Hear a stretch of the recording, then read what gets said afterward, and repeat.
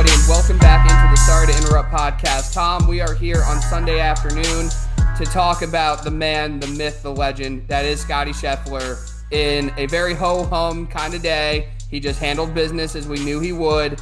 He wins the Open Championship at Royal Portrush, and he is one major away, a U.S. Open away from the career Grand Slam. How we doing, brother?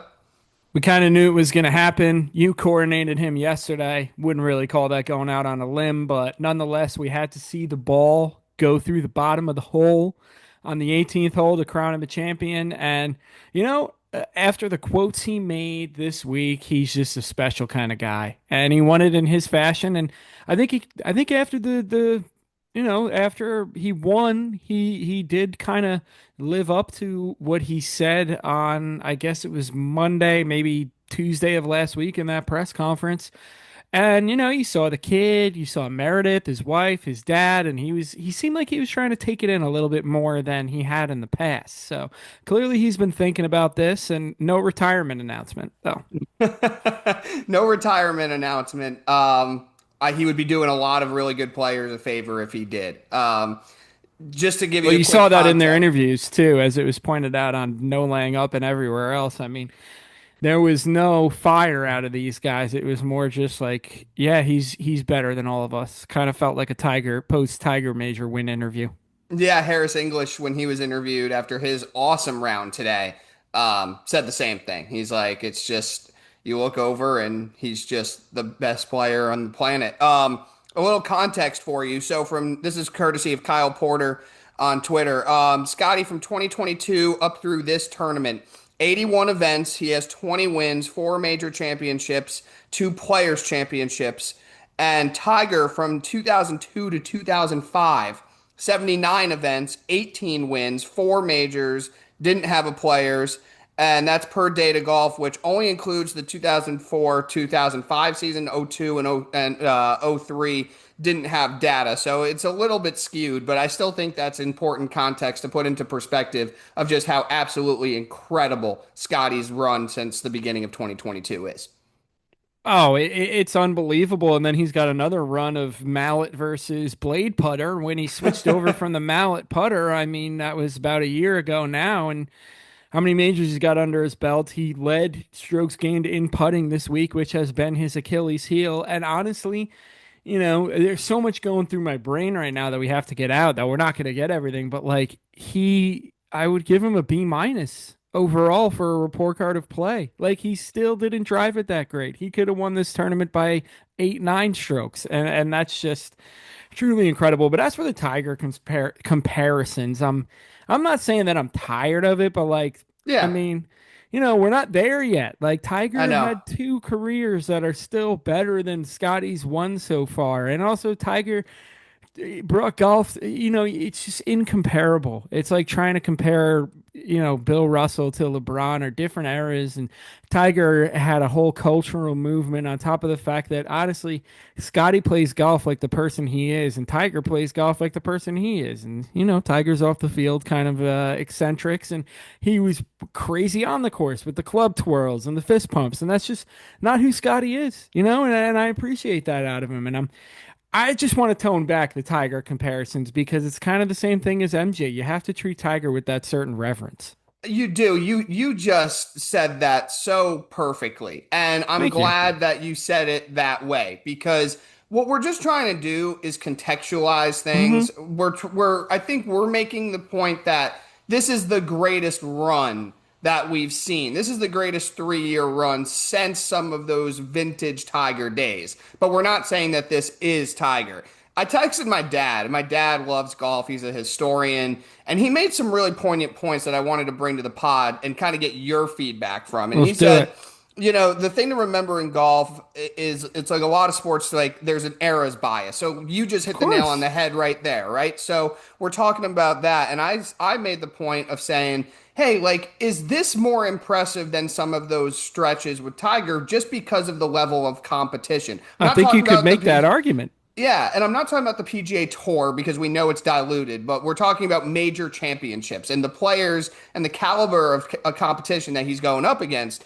And my dad made a really good point. He's like, players didn't train the way they did 25 years ago that Of they do course. now, I right? And mean, they and I weren't think being groomed basketball. from the age of I think 8 either. basketball is the best one to do this eras for because it's like you look at a guy like a Bill Russell, and it's like, you mean to tell me if you picked him up and put him here now with all the training and whatnot, that he wouldn't have shot 40% from the 3 point line and done all the things that needed to be done now? It's just, again, you shouldn't be comparing eras. Why don't we compare eras of history? You go back 60 years ago or whatever, Well, you have and the famous quote of saying, "What was there to do during World War II? It yeah, was well, that's what I'm drink and saying. Like, could read." you imagine if I showed fucking Arnold Palmer Chat GPT in 1960 something? Like his head would have exploded, and that's just the tip of the iceberg. And that's why you shouldn't be comparing eras. Because yeah, you're right. Scotty's got a team that does more for him in a week than Jack and Arnie had in an entire year, where they were flying commercial all these tournaments and Hmm. fucking staying at the Motel 6 and whatever. And Scotty, and it's made him great, but like Scotty doesn't have to worry about where he's going to sleep, where he's going to eat, how he's going to train, what he's going to do. It's all done for him. He just has to do it. And 100%. And the other thing my dad said, which I thought was a really good point, was he was like, you couldn't spin the ball back then that you can spin it now. You Oh, couldn't you absolutely. didn't have the club head speed and Well, and the the ball too, ball and the ball absolutely. too, right? Pre Pro V1, they were out there playing balladas and whatnot that were two-piece balls but at the same time, they all had to play that, Yeah, and and they all have the same equipment that Scotty has now. So right, and to all of that too, basically the overarching point was, those players that Tiger went against in his heyday were the best players in the world at that time. So you can only, to your point, his point, all of our point, you can only compare to what you had at your disposal. And the competition that Tiger faced, even though if you shouldn't compare it to the talent pool there is now, smaller, not as good but not as good in the middle of his career. retrospectively, but those were still the best players at that time that Tiger was going up against. So I wanted to have this conversation with you because as somebody who loves history, chronicles history of the sport, you know what you're talking about, and we can have an intelligent conversation, putting things into context, the way that we should, without going crazy and anointing him Tiger Woods from 2000 to 2005. No, and there's plenty of numbers to show how great of a run he's gone on. I mean, I believe there's only 23 players of all time to have won four majors.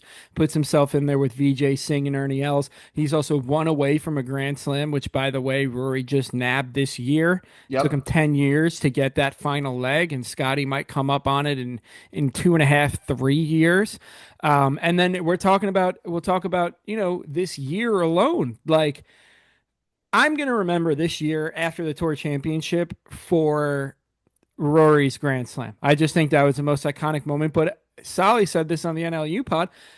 If Scotty goes out and wins next year at Shinnecock, does that kind of overtake this year of being Rory's year that I'll remember and just make it a Scotty multi-year run because he went out and Yeah. got that Grand Slam? Like, how we feel about this year can change through next year, and he's just on an incredible run. Yeah, I think that they're probably about the same tier for me. I mean, obviously the But season I starts. agree Yeah, with you in terms of on paper greatness, of course. But like you and if I talk about major season in 10 years, when you and I are, running the world, running the podcast world, the that's video right. podcast world too, shout out to us. You're gonna remember that fucking Rory 4 days Oh, of course. over the not to Scotty boring golf whatever he won by so many strokes. We're gonna remember that Rory major over everything because of, in my opinion, just because of everything that went into it. The 10-year run, we hyped it up so much. Meanwhile, we're hyping Tommy this week. Scotty comes in and gets it. The shots, I mean, come on, those shots on what was it, the par five that Rory drew it. Like Scotty doesn't have any of those. But again, if Scotty goes out and wins Shinnecock, I think all that gets wiped away, and we're just talking about Scotty's Grand Slam. That's how I feel personally. That's okay, and I wouldn't call you wrong. I wouldn't say that you're You think you're going to misguided remember there. a moment more than Rory's Masters, though? I think that they're both up there. I think that they're both, in my opinion, in my eyes, they are Hey, you're exactly the allowed same. to have your own opinion, even if it's wrong. Rory's singular moment. is the That's what I'm greatest, saying. That's but what I'm I think, saying. but I'm saying that for Scotty to have come into this year only having Augusta, which ironically was the one that Rory was chasing for so long, and Scotty had two green jackets, to rattle off the PGA in dominant fashion and then to win the Open in dominant fashion. And I think it's on the heels too of the comments that he made. Like I think that's going to be right Oh there, yeah, those comments and are gonna live, that's going to live there forever. Like that's going to be on and the maybe we'll next see. line, and that's why to me they are stacked up together. Rory is singularly, he was chasing it for so long, amazing storyline, we get it. But the way that Scotty's playing right now, this isn't like Xander, who last year got two, and that was great for him. Xander hasn't been the world number one. This is also the year that the world number one is now one away, a U.S. Open away from the career Grand Slam at 29 years old. So to me, they are at exactly the same point. Very fair points made, and yeah, I mean, switching to that mallet, crazy. The fact that he didn't drive the ball very well and still went out there and dominated. I just don't have. I mean, are we going to get into the other guys now? I feel like this is a Scotty pod. Are we just going to say how many 10 years from now? How many Yeah, does like Scotty for me, have? We got I so just much. My brain is going crazy. yeah, I just want to end what I was trying to say with Rory's was the final culmination of something he'd been chasing for 10 years that everybody was concerned about, right? But we are also living in the environment where the world number one continues to be the world number one, grabbing two majors. So that's why they're together for me. But yeah, okay. So right now, Scotty has four major championships. He's one away from the career Grand Slam. They're heading to Shinnecock next year for the U.S. Open. He's still Tom, does he 10 get away it? from Tiger, by the way, just Yeah, to still give well, that was everybody the some other thing perspective.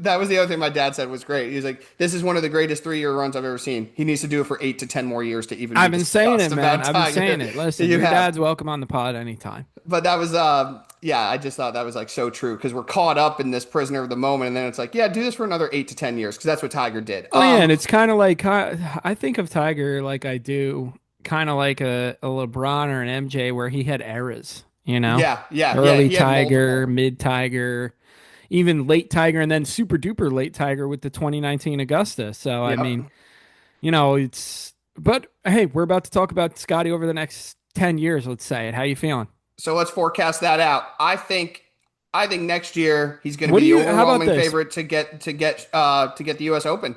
Of course, absolutely. I think if there was bets out right now, he'd be like plus 300 to win next year. It'd be an absurdly low odd.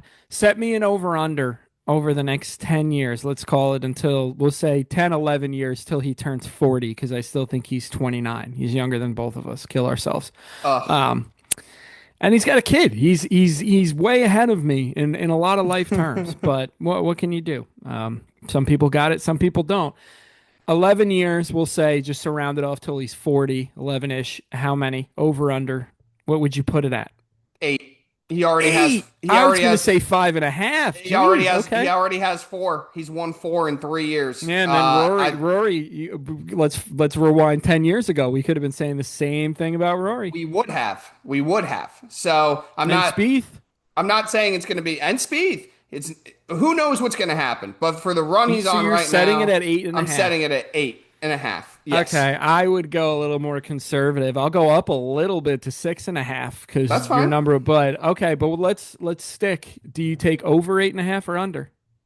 I take under 8.5. Okay, I think 7 feels good to me. So four, he's won four in 3 years. I think he could win four in the next 8 years. Well, and that's the thing is you talk about Rory, but there was always that volatility there, and Scotty just doesn't have it. So if he can just See, keep this up, I mean, again, like dudes are just chasing him, and you think about it, first major in the '60s, every single round, like he just does everything so well. Again, just to give everybody perspective, he probably, if I were to grade him on the driver, he was a C this week. He probably had B plus A minus game, and he won this tournament by 4 strokes. And after Thursday, once he grabbed it Friday, there was really never a moment where we thought he was going to lose it. I mean, he dumped it into that bunker today and ended up doubling it, and then he birdies the next hole. It doesn't even matter. It's like he just erased that. I mean, he's got the least amount of bogeys on tour, and then when he does bogey, he's got the most birdies after bogeys. How do you beat this guy? well, see, that's the thing. he's not going to beat himself. And Rory had a lot of moments where he would beat himself. Jordan had a lot of moments where he would beat himself, even when they were at the top of their game. By the way, Rory's longevity, like he's still going to be a factor in all of these majors for a while. But Scotty, you used the word volatility. It was perfect. He doesn't have that in his game. And with every win that he gets and every major win that he gets, the confidence just grows. And he is starting to take on that elevated factor of intimidation that players are scared of him. Players see him charging, and it's not the same way Tiger did it, but I think people are shitting bricks, and they know that. We talked about it yesterday. We talked about it all weekend. You have to have two things break your way right now if you're going to beat Scottie Scheffler in a golf tournament. You have to play a flawless round of golf with a perfect game. Oh, and you also need Scottie to be like a little off his game too, which A doesn't little, happen very probably often. more. He was a little off his game this week, and he won by Sure. 4. You Yeah, know, he he's probably needs got to to be. have his He C might have to game, right? WD. He might have to WD at this Yeah, he point. might need to get arrested. Because think about it, dude. Like A plus for the ball striking, always A plus for the short game, and then the driver always hovered around like a B, Hmm. and it was always that putter. And now that it's like, oh, you're gonna be an A putter guy, where he's just banging 15 footers into the back of the cup like Tiger Woods for par. Gave us a little fist pump there one time. On that par save, like it is scary. And also, by the way, he's on this generational like crazy run over the last 3 years. This isn't even the best it could have been. What happens if he didn't get arrested the I week of the know. PGA? And what I know. happens if he didn't make raviolis and slice his hand open? Right. And keep in mind, he still went out and shot, I think it was a 64 on the day he was arrested. Yeah, Like and Zand, shout shout out to out to Ted Xander. Scott, his sixth major on a bag. He's won all 4 with Scotty. Shout out to Scotty's putting coach and the mallet switch going from the Scotty Cameron blade to the spider mallet. Like he's just made himself so much better, and it's just so much more sustainable when that putter is going to be where it read the field in strokes gained. Goes from like that's the only thing we got to worry about to now where it's like that's a weapon for him. It used to be an issue. And that was the It thing used to where it be was, in well, Scotty's going to win this thing if his putter shows up. Now right. it's Scotty's. It's the other way. It's Scotty has to putt terribly. He has to go back to the old Scotty. I remember doing pods with you after certain rounds and being like, or after certain tournaments, I'm thinking of Scotty, and it's like he would win or be like T5 or whatever, and it would be like he just kicked the shit out of everybody else in every category other than putting. And we were like, if he could just be average at putting, Yeah, he'd remember be that? dominating these things. And now you're looking at him and you can't believe that putting was ever an issue for him with how dialed in he is. It's he's the best player on the planet. He's the best player since Tiger. I think that's honestly at this point unequivocal. I'm going to put Rory. I'm going to put Rahm. I'm going to put Brooks, a bunch of other guys in there, and it's still right now it's Scotty. Nobody's done what he's been doing since prime Tiger Woods. Again, I've already rewind to the beginning of the episode. I'm not comparing the two. Scotty's got about 10 years left of work to do for that. So let me ask you this without putting any other caveats in, and we're not talking about Tiger Woods. Just how impressive is this to you given the competition? We do foursome picks every week for our bets. We talk about all these really interesting players, these up and comers, these guys that hit the ball a country mile, these really good putters, these guys coming up out of Scandinavian countries who are just like, where the hell is this guy from? The competition level is very high, particularly when you bring the live players back into major championships. So, just how impressive is this to you, given the quality of competition that he's going up against? I think it's unbelievably impressive. If you just look at it as the 3 year run, I think it's as impressive as Tiger. If not, I could argue more because just like the NBA and every other sport, I think that the sport's more competitive than it's ever been. And you want to talk about live? I probably could argue that the PGA Tour is with live diluting it is exactly at the level it was in your 2005s with Tiger, Hmm. because I just think the level of competition in general is better.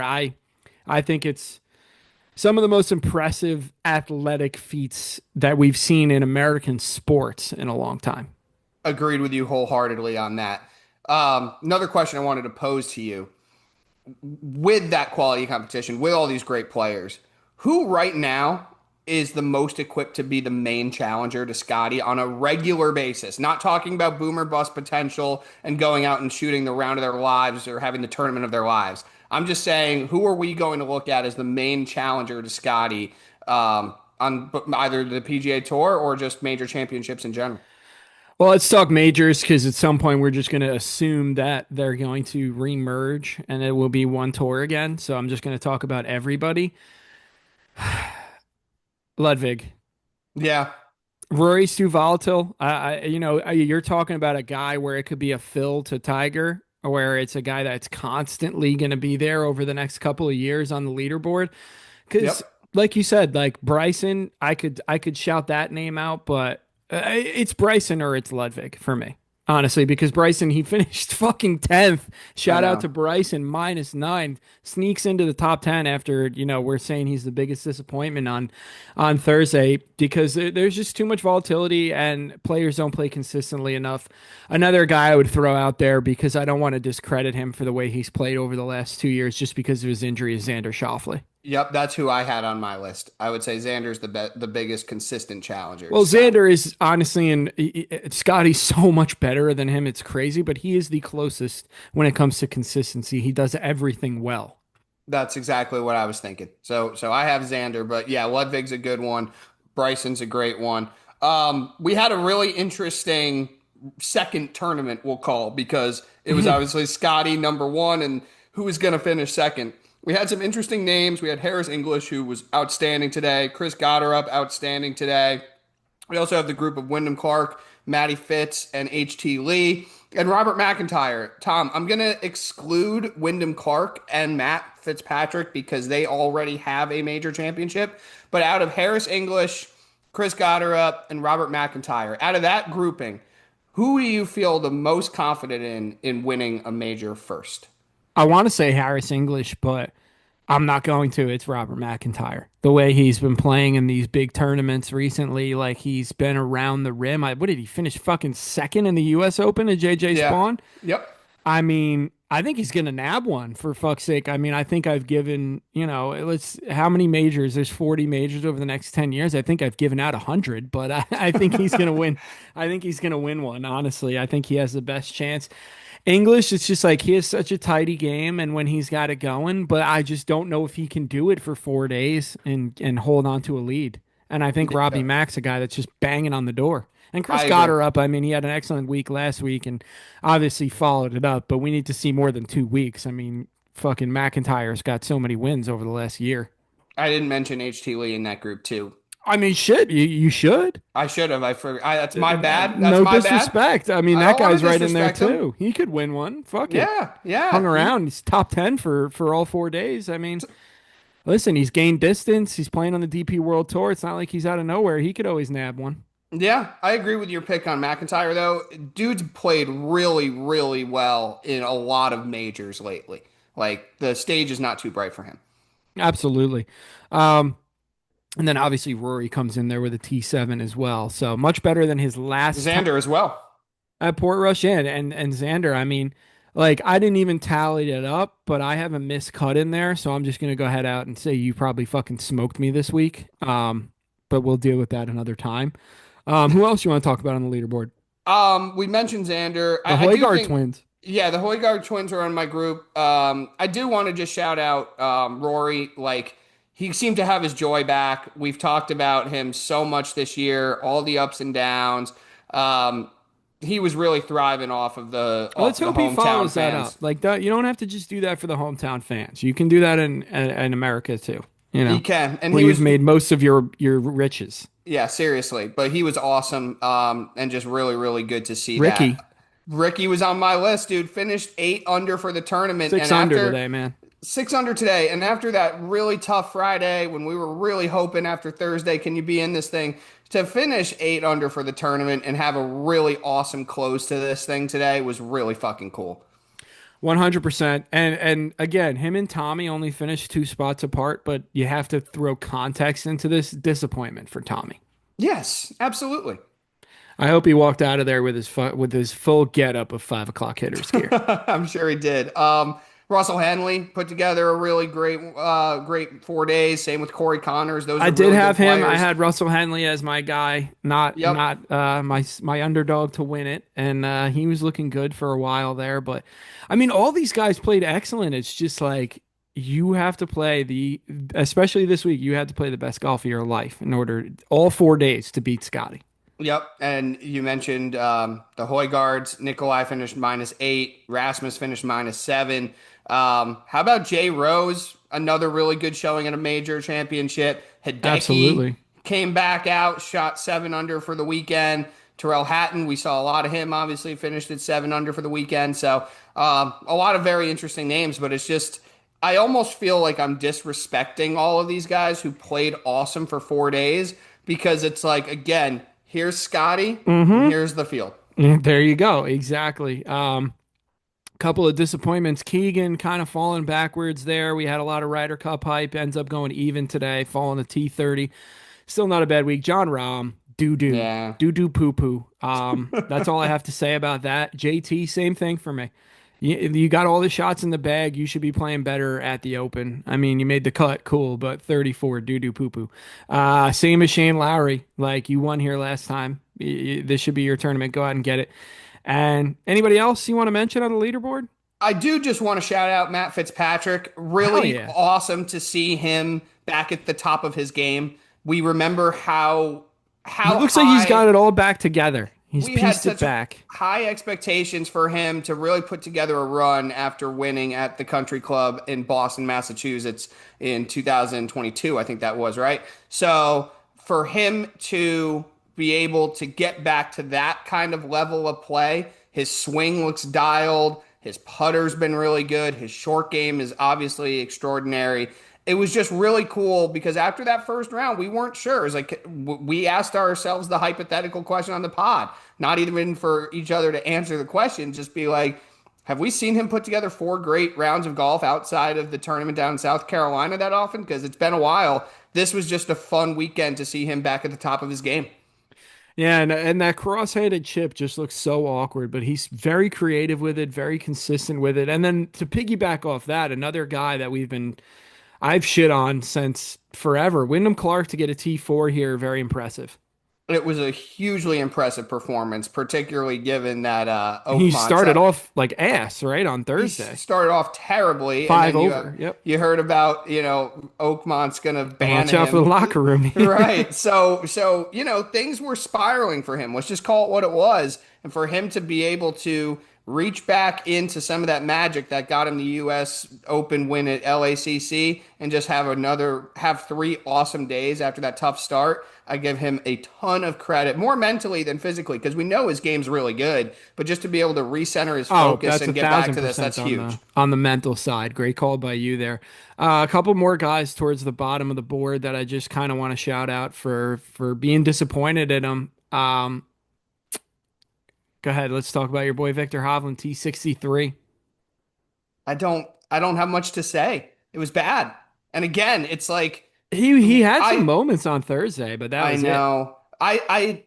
It's so hard to pay that much attention to the early hole, like the front nine on a Thursday, because everything's so bunched up. But then it's Hmm. like, can I don't know what to read about it. Like he is one of the most confounding players because I don't know what version of him we're getting. I don't know if he's going to be challenging for the top spot on the leaderboard or if he's just going to be in complete and utter Wow. obscurity on a tournament to tournament basis. It's He, so you know, frustrating. we talk about Rory, but like realistically, Hovland is Mr. Number One volatility. Huge, huge. It's He's way wild to worse me. than Rory. And I do think he's gonna have like a three major run career here Hmm. as I just upped it to 103 over the Yeah, next you're at 40 majors. 103 majors and Um, 40 out of the next 40. but truly, like I think he's gonna put it together. But I don't know how much longer he's gonna be his worst enemy before somebody needs to just take the wheel from him.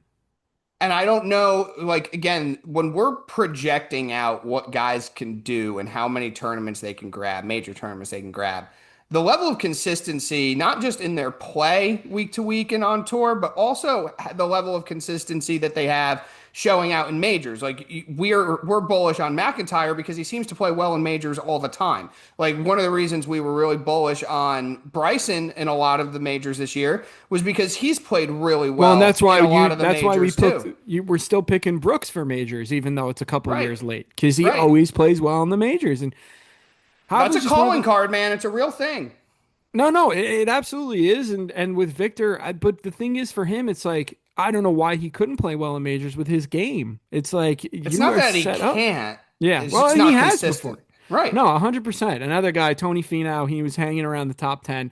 He bowed out and did the right thing like he always should do. T56. Just, I guess it's never going to happen for him. And his brother, Sam Burns, 5 o'clock hitting brethren at T45. Like, some of these guys, I just don't think it's ever going to happen for him. Yeah, and we know El Capitan never going to happen Well, for him. I don't even know. That's the beauty of this is we're not even going to bring him up. He's so irrelevant. We already talked about him. He went home on Friday night. Yep. He took the I red eye think home. I think one of the biggest disappointments, and you highlighted this the other day, so I'm not trying to, dig too much of a grave for him, but Colin, I mean, he Oh came in yeah, with a he's lot of another guy. I don't even want expectations. to. He doesn't even deserve his name said on this pod. We're talking about the weekend here. He was home with us. I know. So that I think, but now having the entire tournament to look back on, I think when you're looking at the biggest disappointments from the entire tournament, Colin's right up there. And of course, disappointing because of the heart pick, but Tommy. Tommy, absolutely, and that's it for me with Tommy. Um, I figured I could go one of two ways. I could pick him for every major from now on, or never pick him again. And I want to beat your ass in this fucking tournament, this season long tournament we have going. So, picking Tommy doesn't really seem to be helping. Yeah, I'm not gonna lie. I was kind of really happy that you picked him, and I No, felt you very should have been. It strong was with my fucking foursome. stupid. I just feel I shouldn't have I feel listened. stupid that neither of us picked Scottie Scheffler to win. I shouldn't have listened to fucking No Laying Up. I shouldn't have listened to the rest of the podcast that said how much of a good course fit he is. Because honestly, this is one of those situations where it's like keep it fucking simple, stupid. Do less research. Just pick the best guy. Yeah, I know. When I heard that pick, and I was like, okay, I feel good about this. Fucking stupid. Fucking stupid. And he didn't even hurt me. Colin's really the one that killed me by Oh, not making the Colin. cut. But Yeah, Colin sunk you. nah, he had no form this week. But anything else? I mean, we got the Tour Championship coming up. I don't even know what's happening on the PGA schedule next week. Probably nothing big. Nothing big. We'll talk about that during the course of the week. Because honestly, the tournament's slipping my It's the mind right now. 3M Open. Oh, it's a So 3M. Okay, up in Minnesota, right? So, yeah, we'll talk about that. We'll preview that. But then it's Tour Championship time. The playoffs, man, really important time of the year. huge. Bigger than the majors if you ask the PGA. Yeah, fucking This right. week was a warm up. Yeah, that's right. If you thought the stakes were high over at Royal Portrush, wait till you get to Memphis, baby. With that being said, though, unfortunately, we do have a Ryder Cup this year, but we're putting the golf season to bed after this podcast for like the most part. Obviously, we're going to do more pods, we're going to talk more golf, but like this really feels like the end of the golf season. And it happens in June. Like we got to fix that. Yeah, it went by way too fast. I mean, we're Always does. 3 months removed from Augusta. Like that, they're just all bunched up, I know the golf season, if you They're think all about it four that or way, 5 weeks apart. Like they're all the the majors are golf 4 or season five is a weeks apart. quarter of the year, which is I just know. not enough. I know. So, a lot of compelling storylines. Congrats to Rory for career Grand Slam back in April. Congrats to Scotty, one away from the career Grand Slam, now with wins at the PGA in May And and now he obviously the has Open here. officially entered, we talked about it because he did so much winning, outside of majors, but now he's starting to enter the rarefied air situation. He is. And, I just want to shout out again. I feel really bad, but it's like, I think JJ Spawn's win, and it was an incredibly I impressive know. win. It's just like, we're not going to remember that at all. I almost forgot that No. he won this year. And that's such a shitty thing to say. And that was such a great accomplishment. But it's like, you're talking about Rory winning at Augusta finally. You talk about Scotty, the world number one, grabbing two of these majors, Well, and it's and going to be a footnote.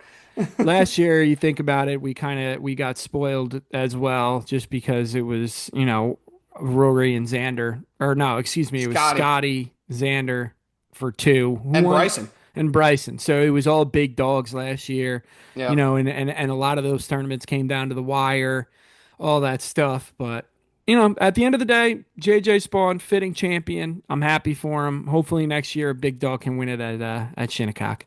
No knock on him. Just we like the big dogs on this podcast. Anything else that you want to wrap up with, brother man? Well, that being said, I wouldn't mind having JJ Spawn on the pod. He is still welcome. Of course he is. Of course he is. But no, that's pretty much it. This week, it's going to be a bit of a slower week. We are going on Phillips's pod tomorrow to talk a little off-season NBA, and then who the hell knows what's going to happen for the rest of the week. I know we'll have Yankees. Yeah, we got Yankees to talk about. We got some other baseball stuff to talk about, but we'll be busy, guys. Don't you worry. All right, everybody. I hope everybody enjoyed golf season. Came and went. It's gone. See you later. Later.